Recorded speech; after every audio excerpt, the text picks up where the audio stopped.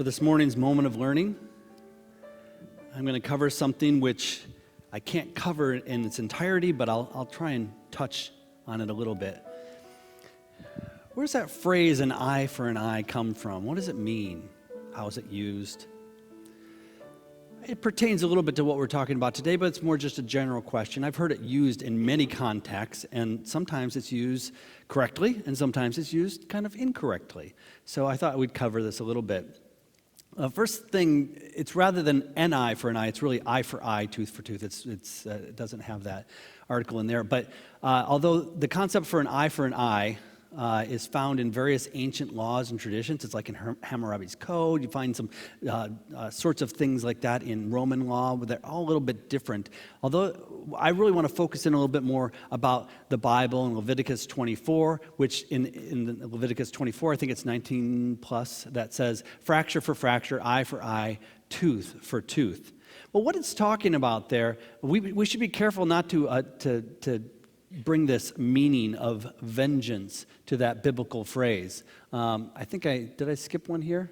I think I missed something. Okay, let's see if I got it here or not. Okay, I put them in the wrong order. Great. In more modern usage, the term eye for an eye is oftentimes used to describe kind of this level of revenge a person will have upon another. However, in the Bible, the emphasis is not so much in the individual per se. It's not the individual reparations so much as a kind of a communal response. It's talking about the justice system more than it is talking about individual vengeance. The focus is on the level and the kind of penalty for a given crime more than the vengeance of the person themselves. In other words, there were a lot of things, whether you look in Hammurabi's Code or you look in other places, that it basically says, okay, if the person is this sort of person, then treat them this way.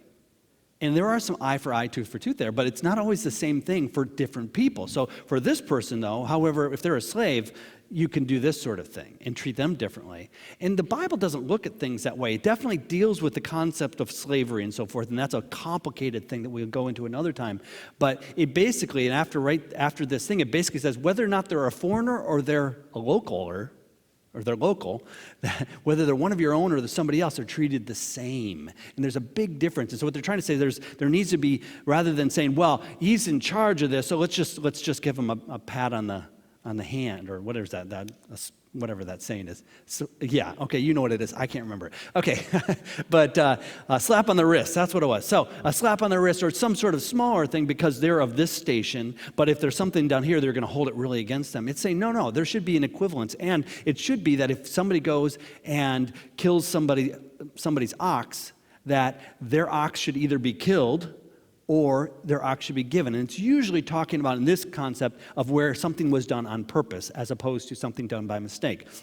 But it's just trying to give some sort of idea that there's this penalty that's supposed to be done from a justice point of view. And we use this a lot of times in modern usage. You see it in movies, you see it in books, you see it in other things as a way of like an eye for an eye, I'm going to get back at him. And it's not really meant to be that sort of thing at all. So let me go back to the one I missed here. Therefore, we should be careful not to ascribe a meaning of vengeance to that biblical phrase, except for the concept that all vengeance belongs to the Lord. So there is a concept of vengeance, but vengeance belongs to the Lord because the Lord is the only one who can do vengeance properly.